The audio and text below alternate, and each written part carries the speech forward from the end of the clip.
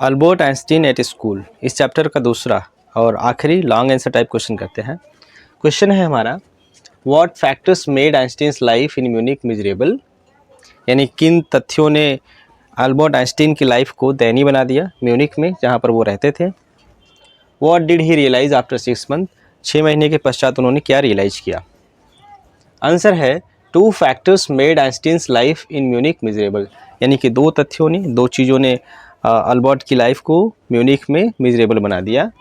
These were his school and residential environment, और इनमें कौन कौन शामिल था।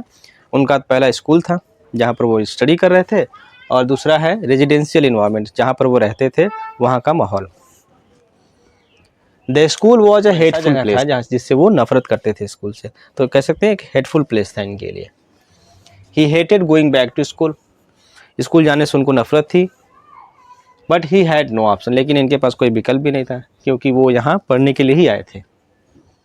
ही wishes that his father would take him away, और उनकी इच्छा थी कि उनके पिताजी उनको यहाँ से ले जाएं। However he was forced to stay there and obtain diploma, he was forced, हालांकि उनको ज़बरदस्ती यहाँ पर ठहरना पड़ा था और कंप्लीट करना था, क्या, डिप्लोमा की डिग्री लेनी थी। Einstein found the system of education uninspiring and the teachers unsympathetic, Einstein ने पाया जो शिक्षा प्रणाली थी वो कैसी थी, अनइंस्पायरिंग, अनइंस्पायरिंग मतलब प्रेरणाहीन थी, प्रेरणा देने वाली नहीं थी।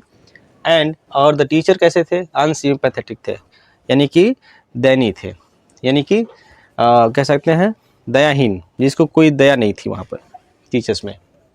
He had his lodging in the poorest quarters of Munich, जहाँ पर वो रहते थे म्यूनिक में, वहाँ का जो इनका लॉजिंग था, रहन सहन था, वो कैसा था, बहुत ही पुअरेस्ट क्वार्टर था वहाँ का लोग, यानी कि बहुत ही स्लम एरिया, जिसको झग्गी झोपड़ी वाला जगह कह सकते हैं, उस क्वार्टर में, वहाँ के क्वार्टर में रहते थे।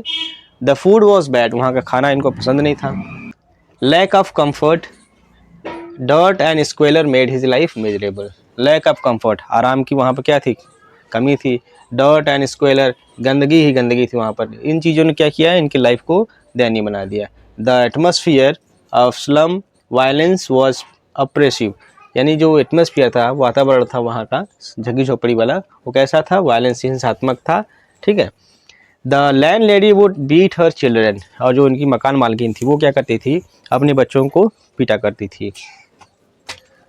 हर husband would come home on Saturdays and beat her, उनके जो पति थे, मकान मालकिन के हस्बैंड, हर शनिवार को घर आते थे और इनको पीटते थे।